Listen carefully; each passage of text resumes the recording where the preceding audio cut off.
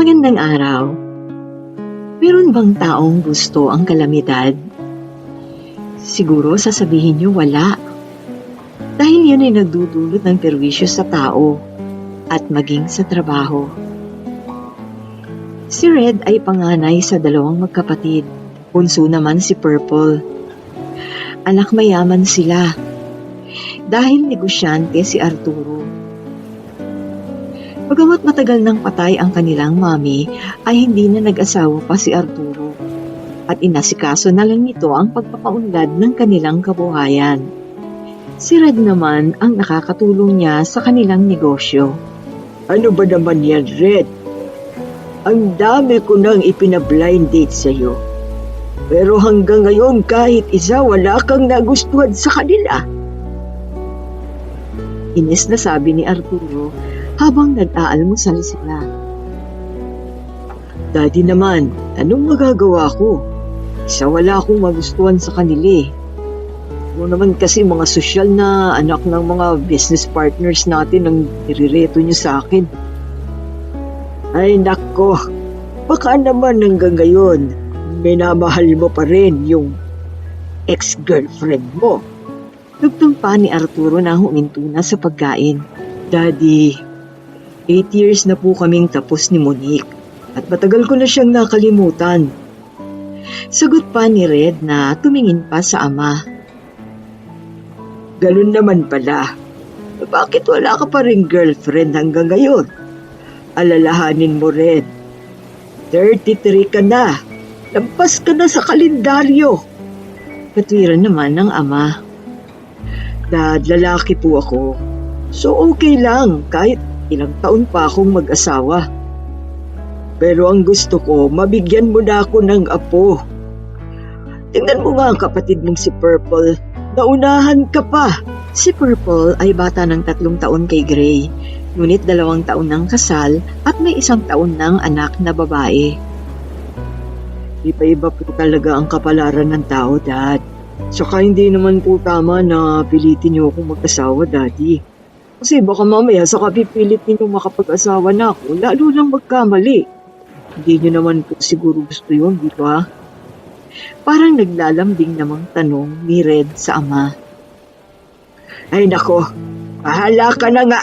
Kung ayaw mo, ayaw mo. Hindi na ako magre-reto sa iyo. Pagod na sagot ni Arturo. Siya nga pala, iuutos ako sa iyo. Iuutos? Sure. Ano po yun, Daddy? Sabihin niyo lang at mabilis pa sa 4:00 kung gagawin. Nakangiting sagot ni Gray sa ama. Natutuwa siya dahil titigil na ito sa pagrereto sa kanya ng mga babae. Gusto ko, puntahan mo sa probinsya ang Tito Conrado mo. Dalhin mo itong tulong na ibibigay ko para sa kanya. Ganun din, alamin mo ang kalagayan niya. Bakit po? Ano po bang nangyari kay Tito? Nabalitaan kong nagkasakit siya. Pagtatapos naman ni Arturo. Si Conrado ay bunsong kapatid ni Arturo. Nang araw na yon ay inayos agad ng binata ang mga iiwang trabaho sa kanilang kumpanya. Matapos yon ay inihanda naman niya ang kanyang mga gamit na dadalhin. Gusto kasi niyang magbakasyon ng ilang araw sa probinsya. Kinabukasan ay nagbiyahe na nga siya patungo sa probinsya ng kanyang tito Conrado. Ganun na lang ang gulat ni na Conrado at ng kanyang anak na si Chelsea nang makita si Red. Kuya Red, ginulat mo naman kami. Nakangiting salubong ni Chelsea sa pinsan. Hinawakan pa niya ang kamay nito. Matagal kang hindi napasyal dito, pamangkin. Dugtong naman ni Conrado. Opo, Tito. Pinapunta po ako dito ni Daddy eh. Nakangiti namang sagot ni Red habang marahang umuupo sa sofa. Inutusan po ako ni Daddy para alamin ng personal ang kalagayan po ninyo. Patuloy naman ng binata habang si Chelsea ay kumuha ng maiinom para sa pinsan. Tsaka nagpadala rin po siya ng tulong para sa inyo. Dugtong pa ng binata. Napangiti naman si Conrado. Si Kuya talaga. Hanggang ngayon, inaalala pa rin ako. Magaling na ako, pamangkin. Sagot naman ni Conrado. Kunin niyo na rin po itong tulong na dala ko, tito. Gamitin po ninyo sa ibang pangangailangan ninyo. Sabi pa ng binata sabay iniabot sa tiyo ang dalang sobre. Ang totoo, hindi naman nahihirapan sa buhay sina Conrado dahil malaki ang lupain nila sa probinsya. Marami din silang alagang hayop. Bukod pa sa isang teacher si Chelsea. Ang pamilya rin ni Conrado ang tumira sa malaking bahay na minana nilang magkapatid sa kanilang mga magulang. Pagkakuha ng sobre ay agad namang nagpasalamat si Conrado. Tinawagan din nito ang kanyang kuya Arturo upang magpasalamat. Matapos yon ay isang masarap na tanghalian ang kanilang pinagsaluhan. Dito na sinabi ng binata na magbabakasyon muna siya ng ilang araw sa kanyang tito upang makaiwas sa pangungulit ng kanyang daddy na mag-asawa na siya. Kinabukasan ay ipinasyal ni Chelsea ang kanyang pinsan sa ilog at sa bukid. Kaya lang hindi sila nagtagal doon. Hindi kasi nakisama ang panahon. Tila nagbabadya ang malakas na pag-ulan. Kaya naman naisip nila na umuwi na lang agad. At hindi nga sila nagkamali. Dahil nung araw na yon ay umulan ng malakas. Naku, babahain na naman tiyak itong lugar namin. Babahain na naman ang mga kapitbahay namin. Sabi ng nag-aalalang si Chelsea habang nasa sala sila ng pinsan. Bumabaha pala rito sa inyo, pinsan? Sabi naman ni Red. Dito sa amin hindi, pinsan. Pero sa mga kapitbahay namin na nasa mabababang lugar, oo. Awang-awa nga kami sa kanila eh. Pagtatapos naman ni Chelsea. At lumipas pa ang ilang oras. Bumaha na nga sa paligid. Sa kabilang dako, alalang-alala naman ang mag-inang Nita at Pink. Baha na kasi sa kanila. Nay, maganda na po tayo. Kailangan na po nating lumikas kasi lumilikas na po ang mga kapitbahay natin. Mahirap po kung dito pa tayo aabuti ng gabi. O sige anak, mabuti pa nga. Mag-ayos na tayo. Ite-text ko na rin po si Chelsea na nilikas tayo sa kanila. Pagtatapos naman ni Pink at nagsimula na nga silang maganda. Si Pink ay kaibigan ni Chelsea. Teacher din ito na katulad niya. Samantala, dahil alam ni Chelsea na darating sina Pink, ay naghanda na ito na salubungin sila. Pasok kayo, pasok! Sabi ni Chelsea sa mag-ina, basa sina Pink at Nita. Salamat Chelsea, pasensya ka na ha, nangaabala na naman kami. Nahihiya namang sagot ni Pink. Ano ka ba? Magkaibigan tayo, no? Kaya dapat lang natulungan kita. Nang mga sandaling yun naman ay napatingin si Red sa mga dumating, lalo na kay Pink. Bagamat basa ito, napansin pa rin niya ang kagandahan ng dalaga. Kayong dalawa lang ba ang nasa bahay ninyo, miss? Tanong ni Red kay Pink. Pink, siya ang pinsan ko, si Kuya Red. Nagbabakasyon siya rito. Pakilala naman ni Chelsea sa pinsan. Ganun ba? Oo, Red. Kami lang dalawa ng nanay ko. Kaya nga babalikan ko pa yung iba naming mga gamit sa bahay eh. Chelsea, iiwan ko na muna dito si Inay ha. Ako na lang mag-isa ang babalik. Tutulungan na kita. Presenta naman ni Red. Kahit nahihiya ay tinanggap na rin ng dalaga ang tulong ng binata. Sa isip niya, dapat niyang lakasan ang loob niya dahil kailangan nila sa mga sandaling yon ang tulong ng isang lalaki. Habang si Red naman ay nakadama ng tuwa kahit na nga hindi naman gaanong sanay na lumusong sa baha. Gusto niya kasing mas makilala pa ang dalaga. Parang nagtagumpay naman siya. Dahil nang mailikas na nila ang lahat ng gamit ng mag-ina kina Chelsea, ay mas nagkakwentuhan pa sila ni Pink. Nang gabing yon ay sinita lamang ang hinayaang matulog ni Pink. Binabantayan niya ito. Ganito siya lagi sa ina kapag bumabaha. Bagay na hinangaan naman ni Red. Nasubaybayan niya kasi ang mga gawa ng dalaga. Kinabukasan ng tumila na ang ulan, ay tinulungan niyang muli sina Pink na maghakot ng kanilang mga gamit, maging ng paglilinis ng bahay ng mga ito. Kumusta na sina Pink, Kuya Red? Okay na, pinsan. Sinigurado kong malinis na ang bahay nila bago ko sila iniwan. Sagot naman ng pagod ngunit masayang binata.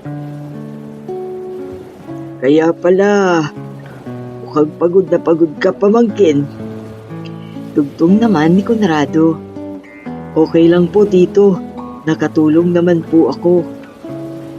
Mabuti pala nagbakasyon ka dito, pinsan. Nabawasan ang hirap ni na Pink. Dati talagang silang dalawa lang ni Aling Nita ang nag-aasikaso ng lahat eh. Bakit? Wala bang boyfriend si Pink para makatulong sa kanila? Para-para ang tanong ng binata. Gusto niya kasing malaman kung may boyfriend na ang dalaga. 3 years na siyang walang boyfriend, kuya. Oh? Bakit naman? Tanong pa ni Red sa pinsan.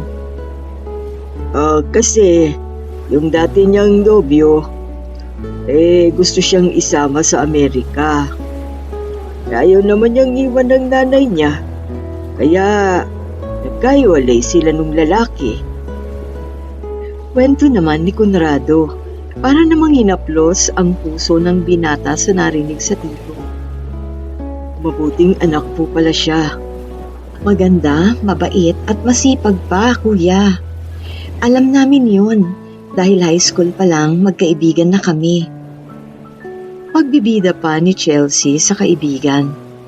Lingid sa kanila, lalo namang humanga si Red kay Pink. Dahil doon, isang pasya ang nabuo ng binata.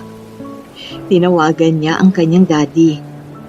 Sinabi niya na hindi muna siya makababalik ng Maynila dahil nawiwili pa siya sa kanyang bakasyon.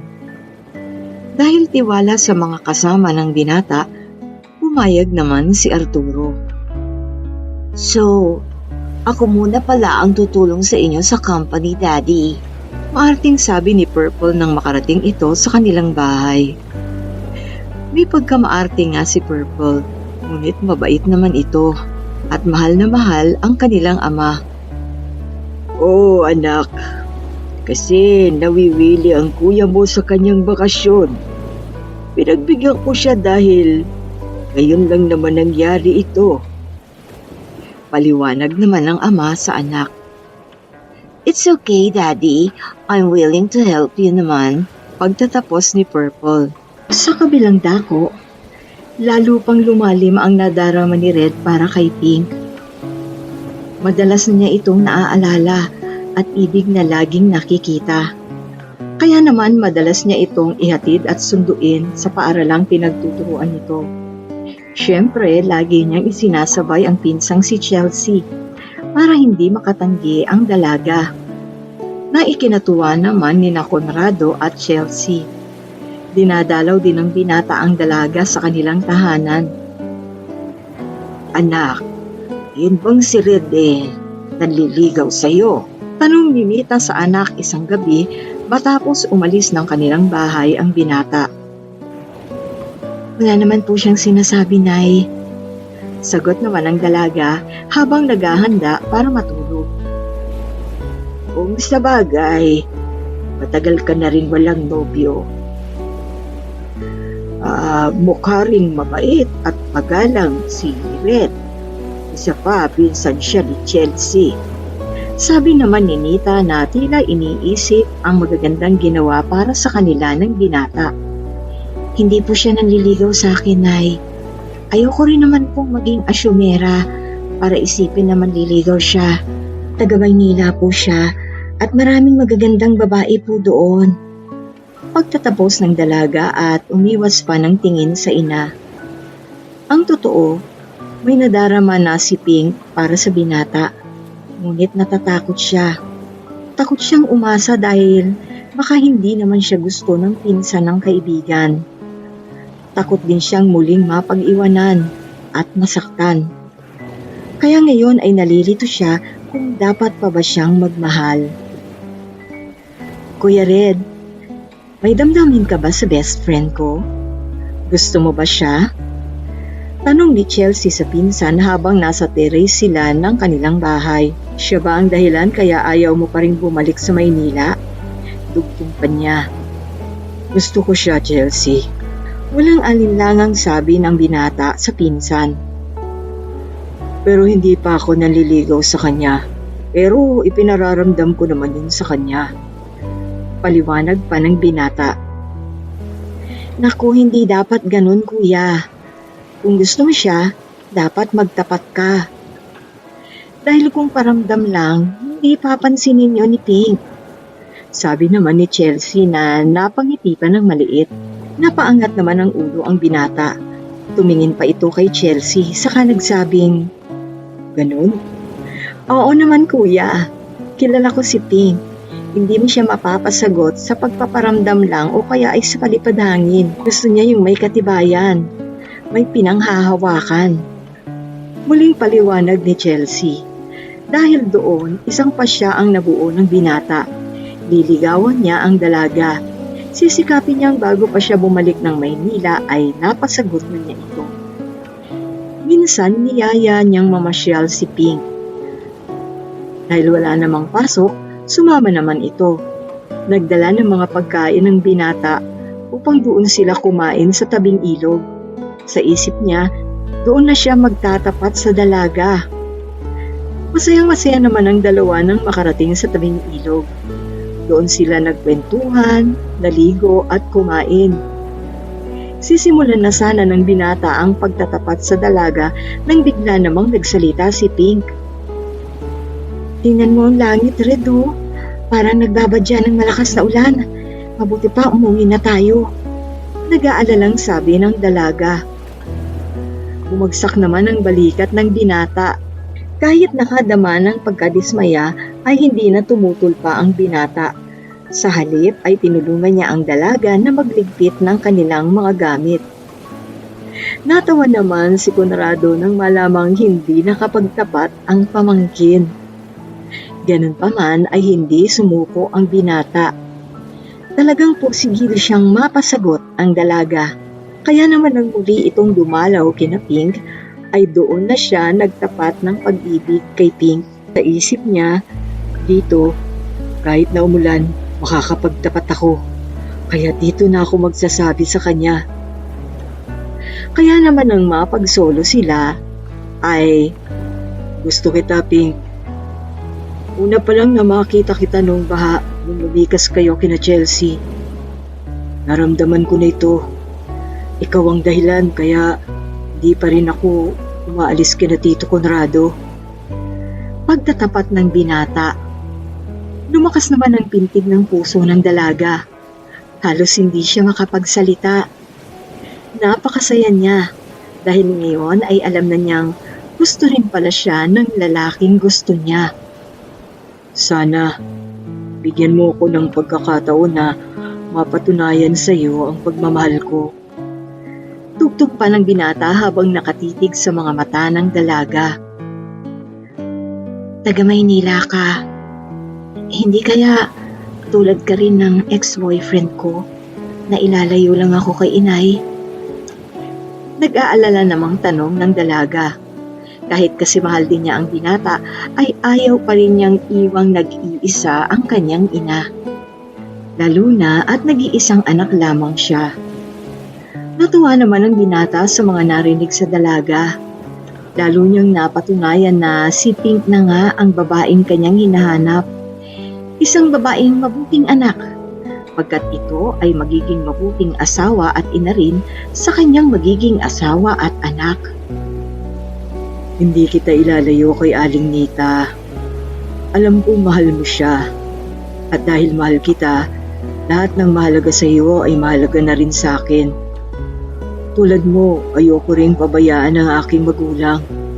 Sagot naman ng binata sa dalaga. Salamat, Red.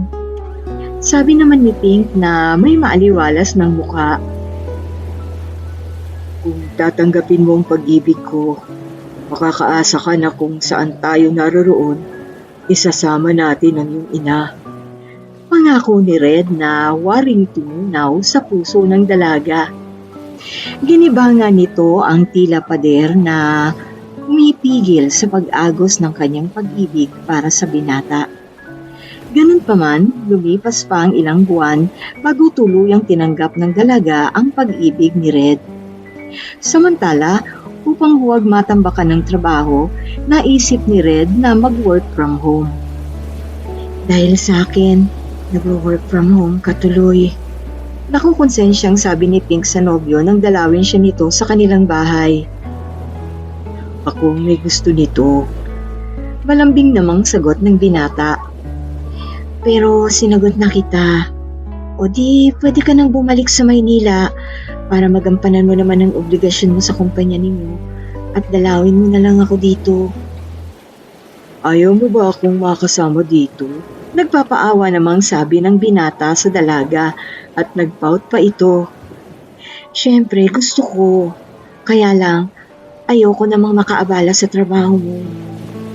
Hindi ka abala. Ikaw ang inspirasyon ko. Kaya huwag kang mag-alala dahil masaya ako sa ginagawa ko. Pagtatapos pa ng binata habang nakahawak sa kamay ng dalaga.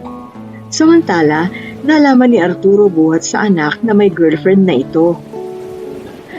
Kaya naman naisip niyang umuwi ng probinsya. Hindi lamang upang madalaw ang kapatid at pamangkin, kundi upang makita na rin ang anak at makilala ang nobya nito. Kinabahan naman ng dalaga nang malamang naroon ang daddy ni Red at ibig siyang makilala. Kinakabahan ako, Red. Paano kung hindi ako magustuhan ng daddy mo para sa'yo? Dahil mahirap lang ako at isang probinsyana. Sabi ng dalaga na may nanlalamig pang mga kamay. Ikinulong naman ng binata ang kamay ng dalaga sa kanyang mga kamay upang mapawi ang panlalamig nito. Mabait ang daddy ko. Maunawain. At natitiyak kong magugustuhan ka niya, lalo na kapag nalaman niyang isa kang mabuting anak. Yung mga babaeng nakilala ko kasi, materialistic. Pati na yung una kong naging nobya. Parin silang hindi makipamilya. Pero ikaw, iba ka, Pink. Kaya minahal kita. Sabi pa ng binata at niyakap ang dalaga. Yakap na nakapagpanatag naman sa nag-aalalang damdamin ng dalaga. Ikaw pala si Pink.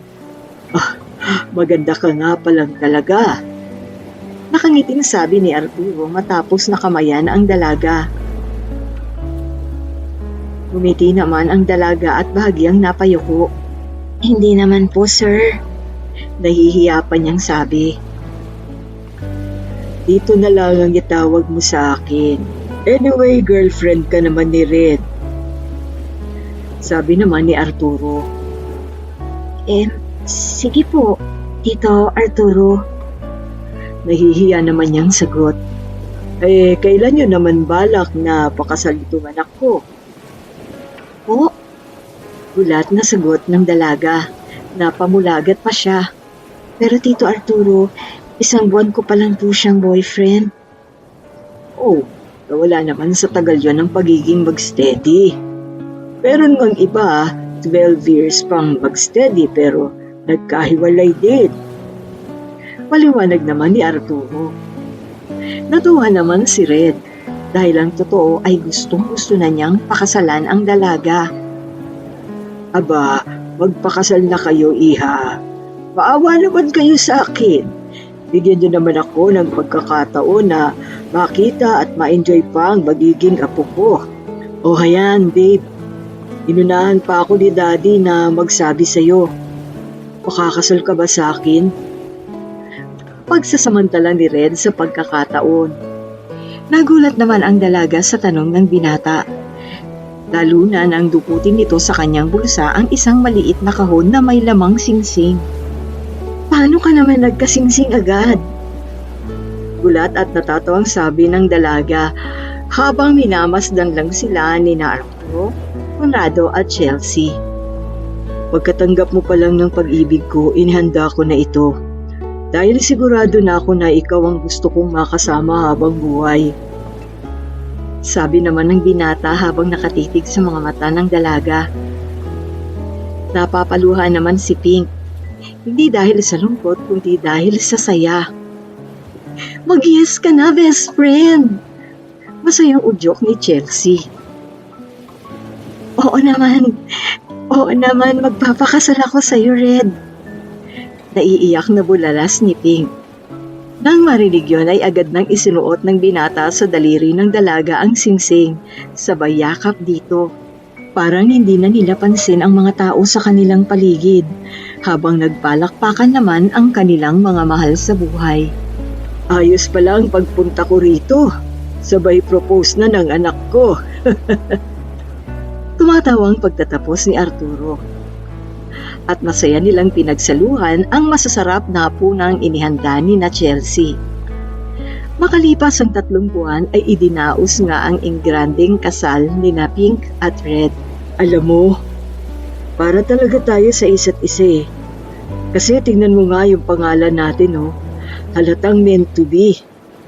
Red and Pink. Tumatawang sabi ni Red habang nakahiga na sila sa kama. Sa Siargao sila nag-honeymoon. 2 weeks sila doon. Matapos yon ay isinama na nila si Nita sa Maynila.